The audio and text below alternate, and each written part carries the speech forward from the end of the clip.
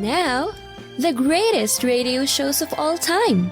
Suspense. The Shadow Node. Washington calling David Harding, counter-spy. Classic radio theater. The Great Gildersleeve. Fibber McGee and Molly. Dragnet. Gunsmoke. The Lone Ranger. Now, step back into a time machine with your host, Wyatt Cox. Good evening, friends of the Inner Sanctum. We go back 71 years to April 7th, 1951. Brian Donlevy in an episode of Dangerous Assignment and the Balkans. And we thank you for tuning in on this Sure Happy It's Thursday, 7th day of April, 97th day of the year, 268 days remaining until we get to 2023. Mississippi organized from territories ceded by Georgia and South Carolina on this date in 1798. In 1906, Mount Vesuvius erupted. In 1922, U.S. Secretary of the Interior Albert Bacon Fall leased Teapot Dome petroleum reserves in Washington without competitive bidding.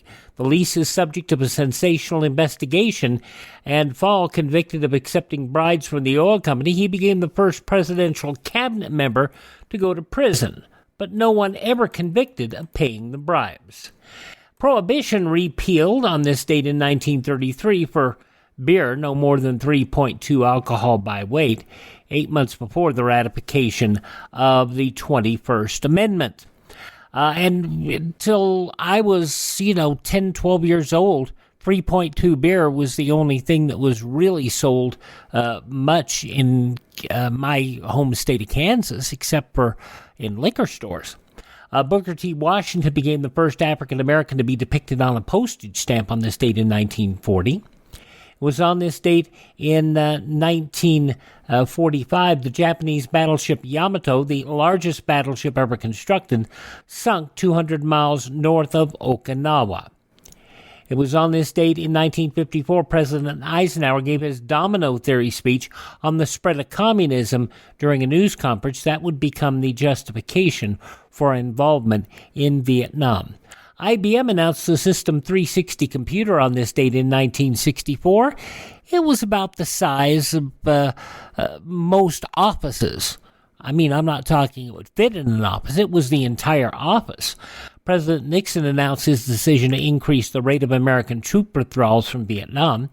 In 1980, President Carter suspended diplomatic relations with Iran.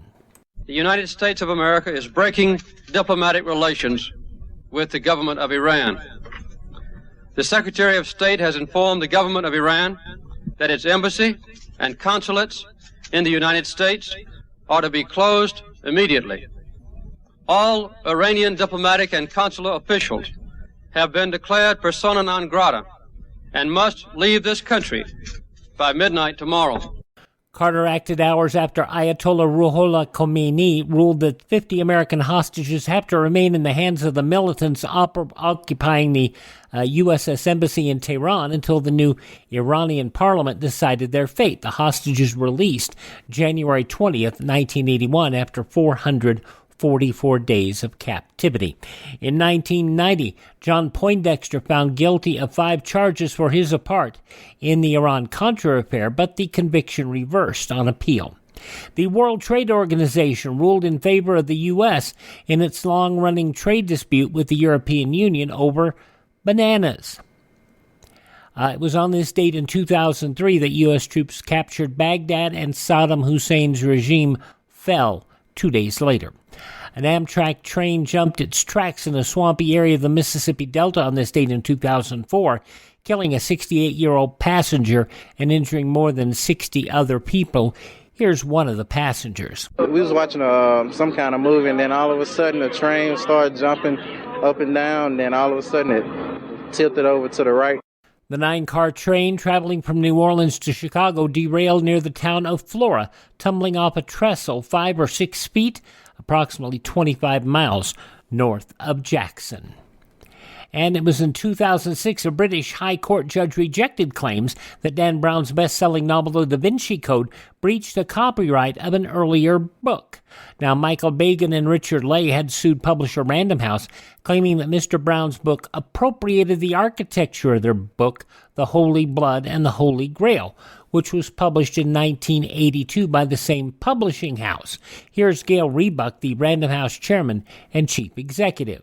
Happily, today's judgment ensures that novelists will remain free to draw on ideas and historical research for their work. The Da Vinci Code has sold more than 40 million copies since its release in March of 2003. Passing away on this date in history, P.T. Barnum. There's a sucker born every day, the circus man. Also, Henry Ford, the auto manufacturer, actor Walter Houston, film actress mostly in the silent era, Theda Bara, also astronaut Ronald Evans, the creator of BC and the Wizard of Oz, Johnny Hart, the first James Bond, Barry Nelson. He was in a 1954 TV adaptation of Casino Royale on anthology television show Climax. Mike Wallace also passing away on this date. Stan Freberg, pro wrestler Blackjack Mulligan, John Prine, and the man behind the TV scandal 21, the game show scandal, those high-dollar game shows in the 50s, Herbert Stemple, all passing away on this date in history. Born on this date, the fast-talking journalist, more of a muckraker than a journalist, Walter Winchell, composer, musician Percy Faith, singer Billie Holiday, musician Mongo Santamaria, from the Rockford Files and Maverick, James Garner, actor Wayne Rogers, and Sir David Frost. Happy birthday number 87 for the man behind such country hits as Detroit City and 500 Miles Away from Home, Bobby Bare, 87 today. Francis Ford Coppola, the director, is 83. The lady who had a hit Doctor's Orders back in 1974, Carol Douglas herself, is 74 today. From Hall & Oates, John Oates, 74. Janice Ian, who did some wonderful music, 71 years old.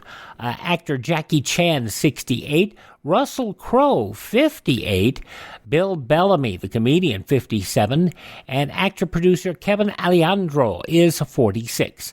Those some of the people who celebrate the 7th day of April is their birthday. If this is your birthday. Hi, we're the 4 freshmen, and we just want to say, happy birthday to you. An episode of Dangerous Assignment from 71 years ago today, April 7th, 1956, is next on this Thursday edition of Classic Radio Theater on your favorite station. Hi, this is Kyle Horvath with the White Pine County Tourism and Recreation Board. If you want to get away from the big cities and get back to nature this summer, give us a call at 775-289-3720 or visit us online at elinevada.net. There's so much to do and see I can't mention it in 30 seconds, but check out our website and you'll see what Nevada is really all about. elinevada.net or follow us on Facebook or Instagram. Give us a call at 775-289-3720 or visit us online at elinevada.net. You clean everything else in your house, why don't you clean the air? It's easy to do with an Eden Pure Thunderstorm air purifier. They're under $200 for a 3-pack. You can put one in the kitchen, you can put one in the living room, you can put one in that room that you always flush. Go to EdenPureDeals.com, put in my promo code CLASSIC3 and you'll save $200. EdenPureDeals.com, discount code CLASSIC3 and you'll also get free shipping. Now on this Thursday, Classic Radio Theater with Wyatt Cox, Brian Donlevy in an episode of Dangerous Assignment 71 years ago, April 7th, 1951.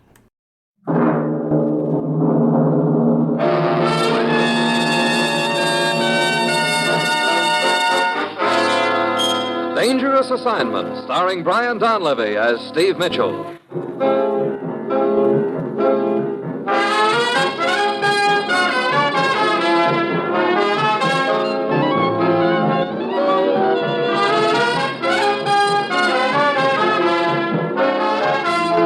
Danger is my assignment. I get sent to a lot of places I can't even pronounce. They all spell the same thing, though, trouble. But when I walk into the commissioner's office, I don't realize this assignment's going to end up with my saving a guy's life by punching him right in the face.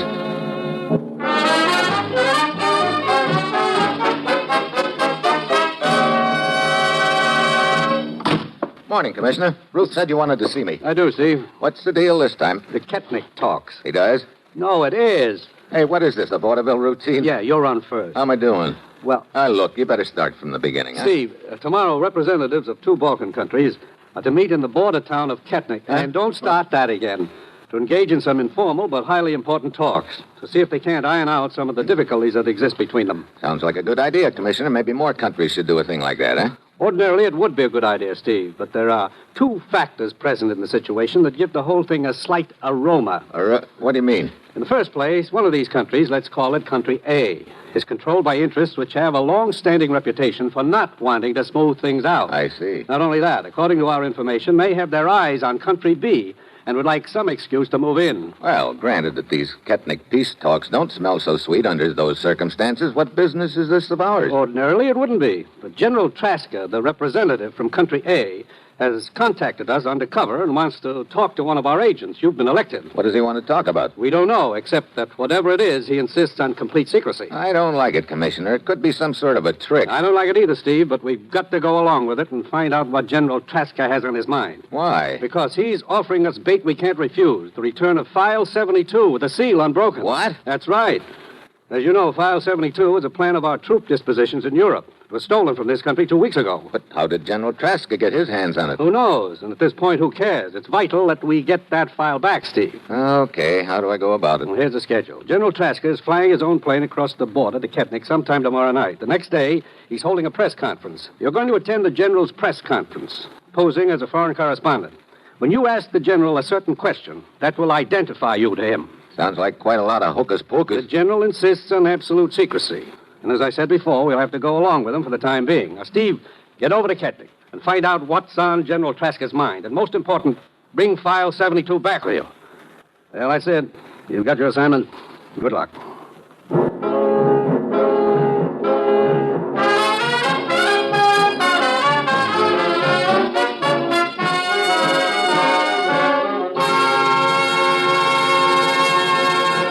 The National Broadcasting Company is presenting transcribed Dangerous Assignment, starring Brian Donlevy in the role of Steve Mitchell, colorful, two-fisted government agent. At all those places of the world where danger and intrigue walk hand in hand, there you will find Steve Mitchell on another Dangerous Assignment.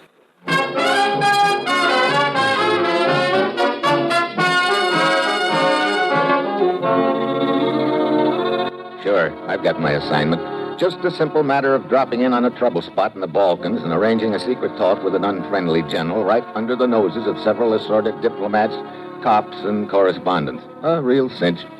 It's Tuesday when my plane gets to Ketnik, and I head for Joseph's tobacco shop. Good morning, sir. Morning. You, Joseph? Yes. You would perhaps like to look at some of my choice pipe tobacco? Yes, I would. If you've got any set aside for Steve Mitchell. Steve Mitchell. You know, sir, it's a strange thing about names. Huh? Well, look at all these cans of tobacco on my shelves. Each one has a name. Probably selected at random and put on them. You're asking what's in the name, huh? I am simply suggesting that they mean very little. A name is for anyone who cares to use it. Oh? Well, these credentials aren't. I see. You understand, of course, that men in my position cannot afford to take chances. Yeah. Okay. What's the deal, Joseph? General Traska will hold the press conference in his hotel room in 1 hour. He will be smoking a pipe. At the end of the conference, you will ask him what kind of tobacco he's smoking. Tobacco? Yes, you will add that it smells good. He will reply that it is his own private mixture and that he will give you a sample. Okay, I've got it. Then he will arrange a private interview with you. If you wish to transmit a report of that interview to your commissioner, bring it to me and I will take care of it for you. Okay. Thanks, Joseph. I'll check with you later.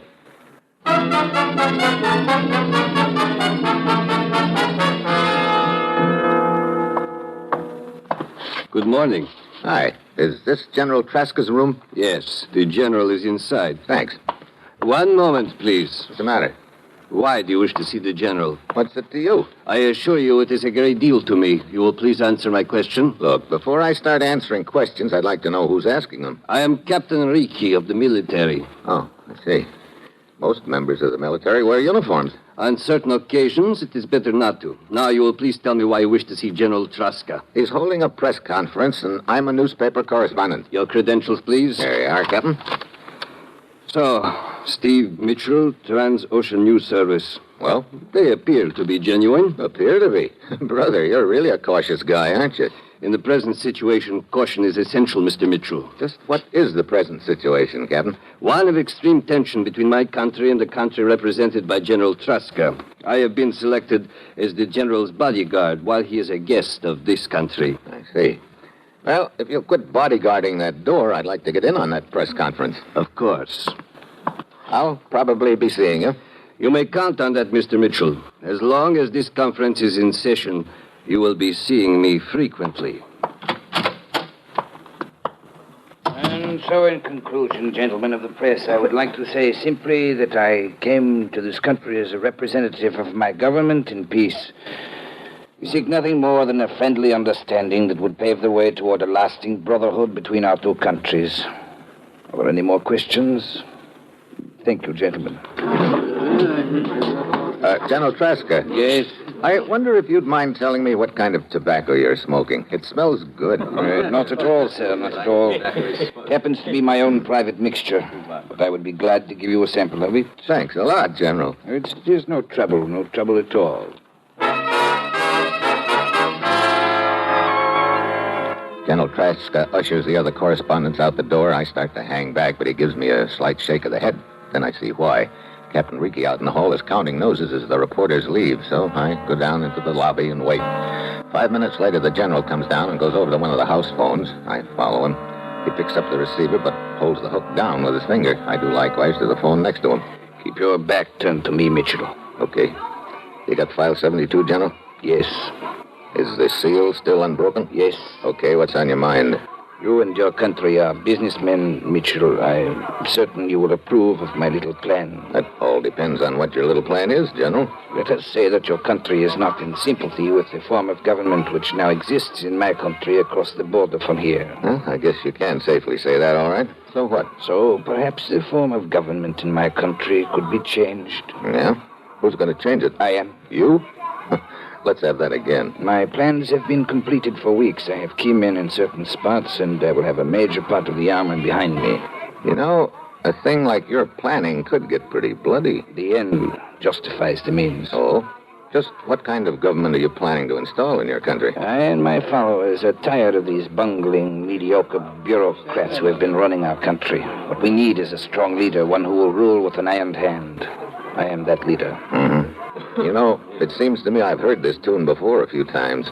You think your brand of government would give your citizens any more liberty than what they've got now? I am not here to discuss philosophies of government with you, but to make to you a business proposition. The return of File 72 in return for our support, huh? Precisely. Look, General, you ought to know my government better than that. You ought to know they don't go in for supporting... Mitchell, may I remind you once more that this is a business transaction? There is little room in the world of today for ethics. One must be practical. Rest assured, whether I give you your File 72 or not depends on your answer to my proposition. I see. Well, look, General, I don't have any power to give you an answer on a thing like that. I'd have to check with my boss. I cannot give you much time, Mitchell. How much? 12 hours. No more. Okay, I'll see what I can do. 12 hours, Mitchell.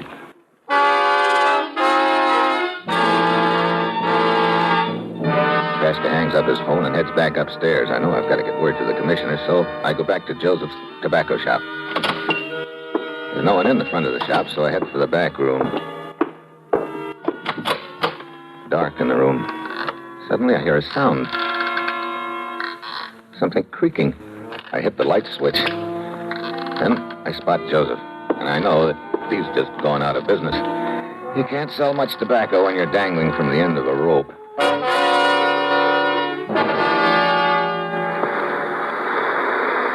I didn't figure you'd be calling me direct, Steve. Is anything wrong? Yeah. The man who was going to carry the message suddenly went out of business. I see. Did you contact the party? Yeah. Let's put it this way. He wants to take over the corporation he works for, and he wants our help. I understand. You know, of course, that it's against the policy and ethics of our corporation to support a transaction like that. That's what I told him. But unless we do, he says he won't turn over that little item to us. I told him I'd transmit his proposition to you. I already knew what the answer would be, but I had to stall for time. Yes, well, this is bad, Steve. Got the pressure on it. Yeah, if I could only... Hey, wait a minute. You know, Commissioner, pressure can sometimes be reversed. What do you mean? Well, it just occurred to me the officials of the corporation he works for wouldn't like his plan much if they were to find out about him. I might use that as a sort of a lever on him. That's a good hunch. Going to work on it. Hello? Hello? Hello?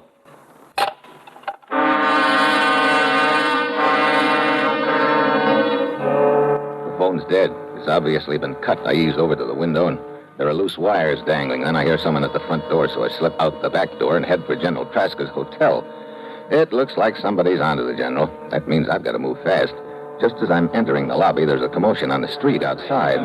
A few cops are wrestling with a guy, and I think I spot Captain Ricci among them. I go on up to the General's room, but he doesn't answer my knock. The door's unlocked, so I go on in. There's a figure sitting in a chair. I think it's the General, but I can't be sure because he looks like he's been worked over with a crowbar, and he's very dead. I give the room a fast frisk, but file 72 is nowhere in sight. I run down to the lobby and over to the phone, but just as I pick up the receiver, somebody slides their thumb over the hook. Who are you calling? Get your thumb up. Oh, Captain Ricci. Captain Ricci, who are you calling? As a matter of fact, you. Oh? Why? Oh, no reason in particular, just a little matter of General Traska being murdered. What? Yep. From April 7th, 1951, Brian Donlevy, Dangerous Assignment on Classic Radio Theater with Wyatt Cox, when we continue the news from 71 years ago today. You've heard me talking for over 3 years about MyPillow and the great products they have. There's some great specials right now when you go to mypillow.com/radio specials. You can find Giza Dream Sheets as low as $39.99. 6-piece MyPillow towel sets, deeply discounted, $39.95. And of course, half-price My Slippers, which make my feet feel wonderful. All sorts of great products, including the MyPillow mattress topper, a MyPillow for the rest of your body. Go to mypillow.com/radio specials. That's mypillow.com/radio specials. Use my promo code USA, or you can call 1-800-951-8175. That's 1-800-951-8175. mypillow.com/radio specials, promo code USA. Let's see, if something costs less, but people are happier with it, that sounds like something to look into, and that's MediShare. Maybe you've heard switching to MediShare to pay for healthcare can save the typical family $500 a month, and that's huge, but it's also true that people are way more satisfied after making the switch, too. The customer satisfaction rate for MediShare is double that of the typical health insurance plan. Double. MediShare works. It's been around for more than a quarter century, and members have shared more than $3 billion of each other's bills. People love having telehealth and a huge nationwide PPO network. So, yeah, you can save a ton and like it better. Imagine being happy with how you're taking care of your health care. So if you're self-employed or part of the gig economy, or you just want a plan you're happy with, you can call right now and get a price within 2 minutes. A very, very smart use of 2 minutes. Here's the number you need. 833-34-BIBLE. That's 833-34-BIBLE. 833-34-BIBLE.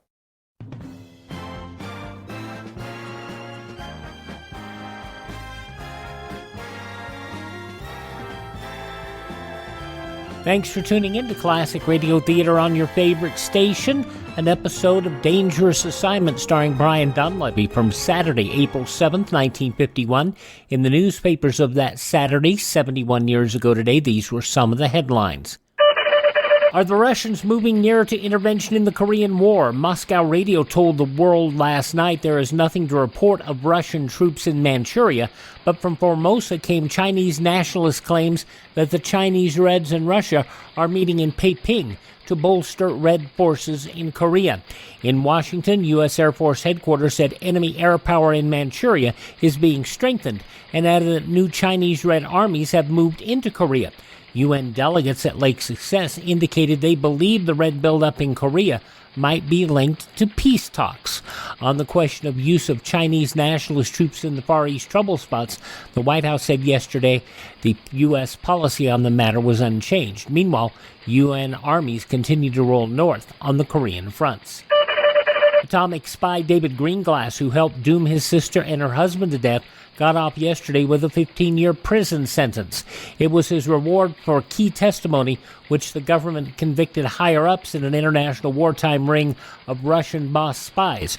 Greenglass could have gotten the death penalty or imprisonment for 30 years. Federal Judge Irving Kaufman said he wanted to deal more harshly with Greenglass, but he said he was fixing the lighter sentence in the hope other American traitors might step forward and atone for their sins. The Polish delegate to the United Nations engaged in a push-and-shove battle with a former U.S. State Department official last night in an argument over the use of American troops in Korea. The participants in the scrap were Dr. Julius Katsuchi, permanent representative of Poland to the UN, and Dr. Adolf A. Burl, former Undersecretary of State. They were speakers at the 55th annual meeting of the American Academy of Political and Social Sciences. In Washington, Nebraska's Republican Senator Wary has been plugging for a big buildup in American air power. Just before the Senate voted its endorsement of the plan to send 4 more divisions to Europe, Wary shouted, "I want mastery of the air." Well, the Texas Democrat Senator Conley replied, "Well, the senator has already got mastery of the hot air." And too much hot air caused the buckling of stainless steel plates in the new ceiling of the recently rebuilt House chamber in Washington. It cost $823 to patch up the damage. Experts made it clear the trouble was caused by the turning on of steam heat to test the metals and not by House debate. And those some of the day's top news stories as reported in the newspapers of Saturday, April 7th, 1951, on your radio Dangerous Assignment, which continues now on Classic Radio Theater with Wyatt Cox. I thought you might be interested.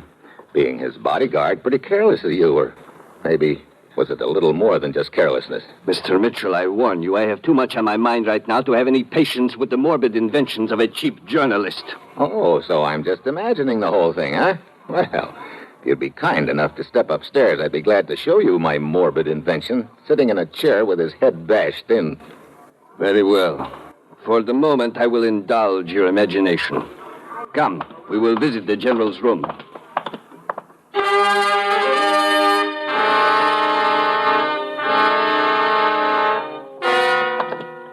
Here we are? Yep, here we are, Ricky. Now we'll see whether I'm imagining things or not. There he is, sitting right... Hey, he's gone. But of course. What do you mean, but of course? I tell you, I saw him sitting in that chair dead not 5 minutes ago. I think you have carried your little game far enough, Mitchell. Look, it's no game, I tell you. And now I tell you, 15 minutes ago, General Traska left this hotel, and he was very much alive. What? I personally saw him into his car and sent 2 of my men with him. Look. So obviously he could not have been murdered in this room when he is alive somewhere else. Just a minute, In other words, Mitchell, this entire thing was only a figment of your imagination.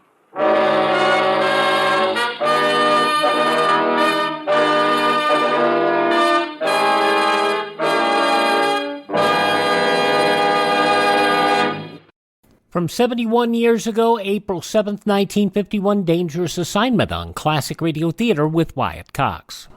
Are you suffering with arthritis or osteoporosis? Do you have diabetes? Did you know that these are just 2 of the hundreds of diseases that have seen improvement with Dr. Wallach's incredible longevity products? You can't get them at a health food store. The only way to get them is to call us at 800-214-0065. That's 800-214-0065. Do you have heart disease, fibromyalgia, or high blood pressure? Do you have a terrible time losing weight? Dr. Wallach can help. He was a veterinarian and cured diseases in animals. He felt that he could do the same for humans, so he became a physician. Over 50 years of research and helping people like you goes into every bottle of Dr. Wallach's amazing discoveries. Do you want to feel better? Learn how to treat the cause of your problem rather than covering up the symptoms with drugs. Call 800-214-0065. That's 800-214-0065. On Friday's Classic Radio Theater, an episode of The Weird Circle from 77 years ago, April 8, 1945, the case of Monsieur Valdemar. A physician claims he can prevent death by hypnosis. That'll be on Friday's Classic Radio Theater, but now the conclusion of Dangerous Assignment starring Brian Donlevy from 71 years ago today, April 7th, 1951.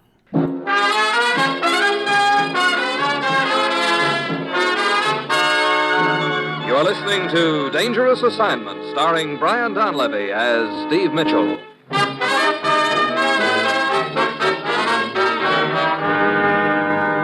Well, right now it looks like I've got no friends at all in this deal. Captain Ricky lied about General Traska. Why? Maybe the boys in Traska's country found out the general was trying to double-cross him and killed him. Ricky could be in league with them, and he might even be the boy who knocked off Traska. At any rate, I know I can't tell Ricky who I am and why I'm here now. I'll go down to the lobby and check with the desk clerk. He says he saw General Traska leave the hotel 20 minutes ago. So he's lying, too. Great. I head for the bar to think things over, and then I hear a little gent telling the bartender about a big street fiesta going on down the block, and about the general making a speech there. I collar the guy, and he swears he really saw General Traska there just 5 minutes ago. So I go down the street. It's a big deal with music and dancing. General whoop-de-doo. I stop a couple of dancers and ask him if the general was really there. Yeah. The general, he made a big speech to us. He left just a minute ago. Yeah, we all saw you. Yeah, thanks. Thanks a lot. Mr. Mitchell. Huh? Who are you? I am Anton, the porter at the hotel. I have information for you. What about? General Traska. Look, if you're going to tell me you saw General Traska a few minutes ago, save it. But Either this whole town is against me, or else I really did imagine things. At this point, I'm beginning to wonder. I assure you, Mr. Mitchell, you are not imagining things. What? I did see General Traska leave the hotel, but he was being carried out by the police, and he was quite dead. Well, so I have got one friend after all. Or have I? What do you mean? Why are you telling me this, Anton? Well, you see, sir, a porter at the hotel makes very little money, and... I get it. Okay, you just got yourself a $10 raise. Here. Thank you, Mr. Mitchell. Well, what else can you tell me? Only that shortly before they took the general's body from the hotel, they arrested the man and took him to jail. Yeah, I remember now. As I entered the hotel, I saw Ricky's boys wrestling with a guy out front. Okay, thanks, Anna. I'll see what I can find out at that jail.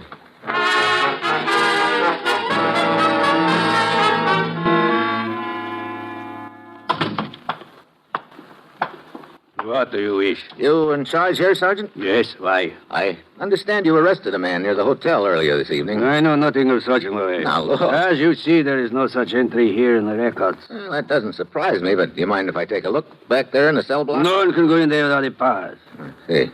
Who issues the passes? Captain Ricky. Oh, great. Will there be anything else? I guess not. Hey, what's all that noise? Sounds like it's coming from one of the cells. That sergeant whirls around and heads for the back of the joint. I'm right after him. Then we see what causes all the noise. 2 guards in one of the cells are cutting down a guy who just tried to hang himself. Then I recognize the guy. He's the same one Ricky and his boys arrested outside the hotel at the time of General Traska's murder. At this point, the sergeant remembers me and politely but firmly ushers me out of the jail. I start walking down the street, and all of a sudden, I've got company. If you don't mind, I will walk with you away, Mitchell. Well, Captain Ricky. That was an interesting little sight I just witnessed in your jail. Interesting sight? I am afraid I do not understand. No, of course not. I mean the gent who just tried to hang himself. Oh, that. Just a harmless drunk. We had him taken to the prison hospital. Just a harmless drunk, huh? Funny. I'd swear it was the same guy you arrested outside General Traska's hotel right after he was murdered. Excuse me, I mean right after I saw a figment of my imagination sitting in a chair, dead. For your information, Mitchell, I understand that General Traska has suddenly decided to fly back to his own country. Oh? Which brings me to the point. What's that? You are a reporter, and a reporter without news is of no use to anyone. So?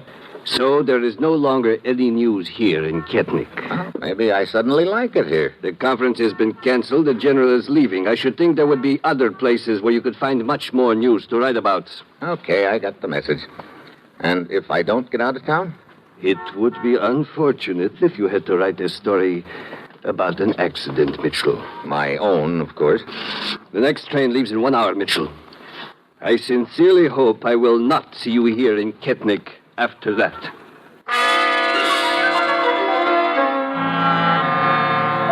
So, now I've got just 1 hour to find File 72. And that means I've got to find out what they did with General Traska's body. Then I think of Anton, the little hotel porter. Maybe I can get some information out of him. I get his address from the desk clerk and go over.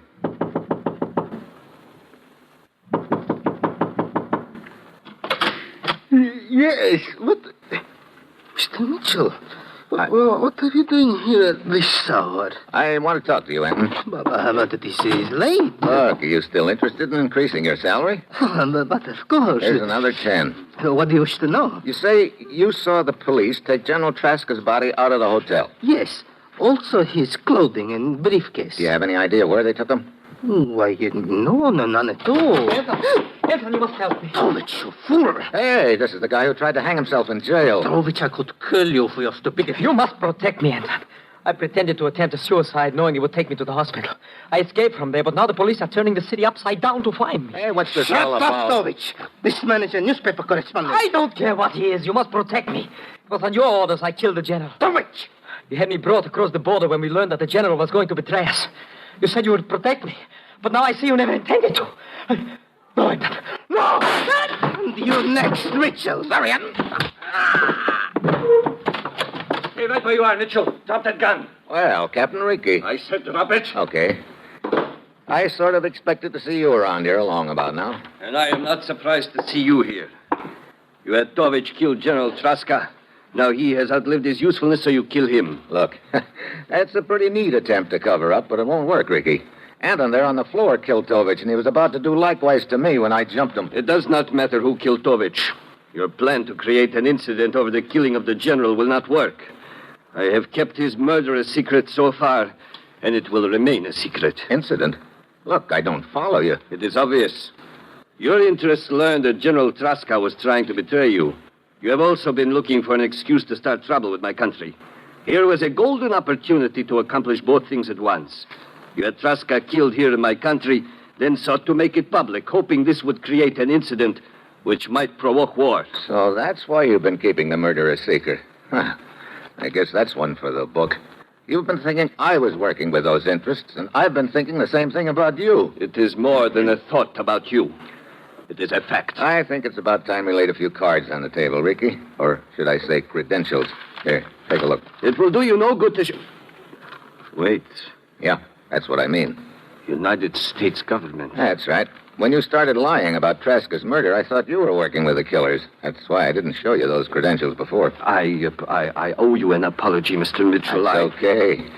And I must say you did a good job of briefing your citizens about covering up the killing. I was beginning to think that I really was crazy until I met Anton. Now I see why he wanted me to know Traska really was dead. He figured I was a reporter and would make headlines out of it. I still do not understand your interest in this matter. It's very simple. General Traska had in his possession a document stolen from my country, File 72. I've got to get it back. I guess now that'll be pretty simple. You've probably got Traska's body hidden somewhere. If you just take me there, I'll go through his papers and find the thing, and then my job is done. I'm afraid it's not that easy, Mitchell. What do you mean? I told you earlier in the evening that General Traska had suddenly decided to fly back to his own country. Now, don't start that again. Well, Traska is dead. Yes, I know. But we are going to make it look like that murder was an accident and that it took place in Traska's own country. How? At this moment, one of our pilots is taking off in Traska's plane with Traska's body. Just before he crosses the river which marks the border, he will make a low-altitude parachute jump. Traska's plane will crash into some low hills on the other side of the border. But what about that document I'm after? I placed Traska's briefcase in his plane myself, untouched. I wanted all his papers to be in order. Oh, great. That means... Wait. Maybe I'm in the clear after all. The plane crashes, bursts into flame, and the document is destroyed. No. The pilot will cut the switch before he jumps. We want Traska's body to be in good enough condition so that positive identification can be made. Then I'm heading for the wreckage of that plane.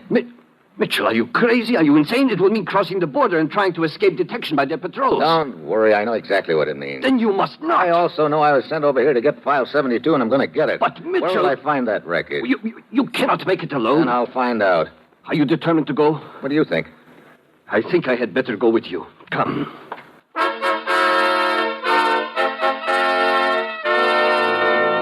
So So we pile into Ricky's Jeep and head for the river, which marks the border. The airport is back about 15 miles, so it looks like it's going to be a dead heat. And it is. Just as we pull up at the river, we hear a plane overhead. The engine is cut, and we see a parachute billowing out. The plane goes into a glide, heading straight for the hills across the river. It crashed, Mitchell. Yeah. Hey, how deep is this river? We will have to swim it. This area of the border is not heavily guarded. It will take their patrols about 15 minutes to get to the scene of the plane crash. 15 minutes? It'll take us 10 of them to get across the river. Okay, come on. Start swimming, brother.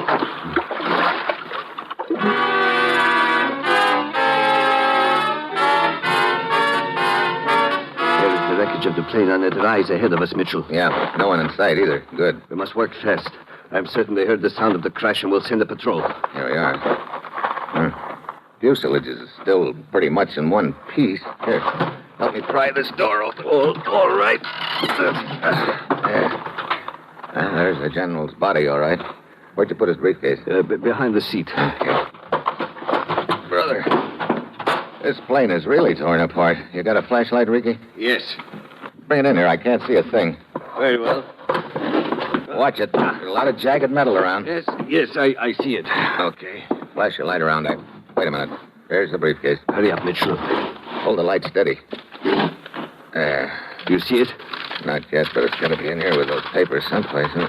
Wait a minute. Here it is. Okay. Now let's get out of here. Mitchell. What is it? I hear voices. What?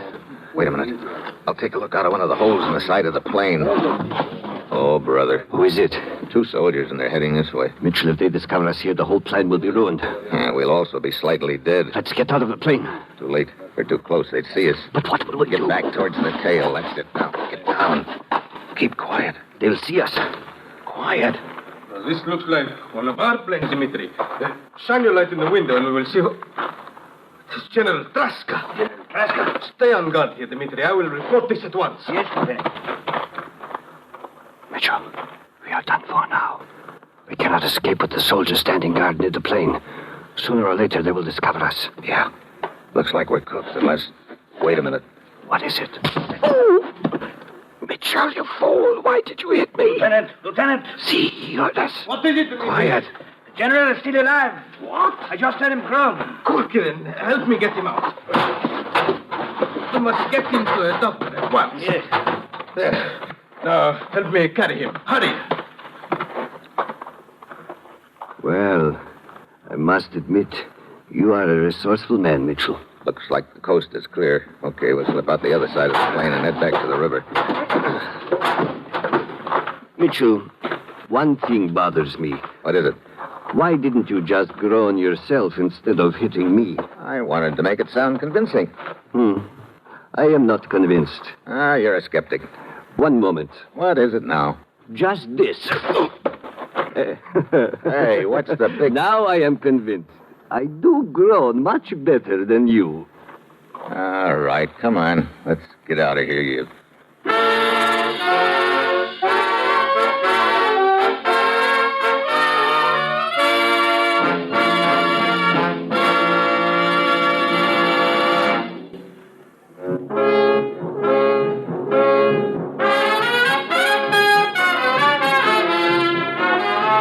Dangerous Assignment, starring Brian Donlevy as Steve Mitchell, with Herb Butterfield as the Commissioner, is written by Bob Reif and Adrian Jondo, with music by Robert Armbruster, and is transcribed, produced, and directed by Bill Karn. Others in today's cast were Tony Barrett, Paul Duboff, Raymond Burr, and Don Diamond. Be with us again next week at this same time when Brian Donlevy, starring in the role of Steve Mitchell, will embark on another dangerous assignment.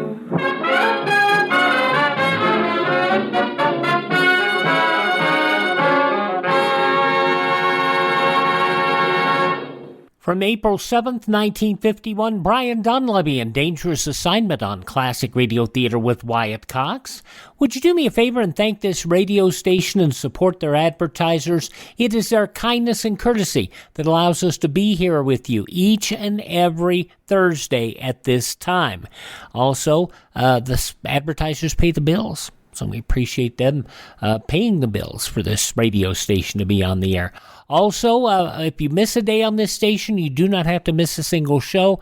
All of our shows are online at iHeartRadio, Spotify, Spreaker, TuneIn, Apple Podcasts, Google Podcast, or Amazon. Search Classic Radio Theater with Wyatt Cox. You can also find our shows on demand at classicradio.stream. That's classicradio.stream. You can also contact me there as well. Thanks for tuning in. Thank this station. Support the advertisers. Tell all your friends the great radio shows are right here at this spot on the dial.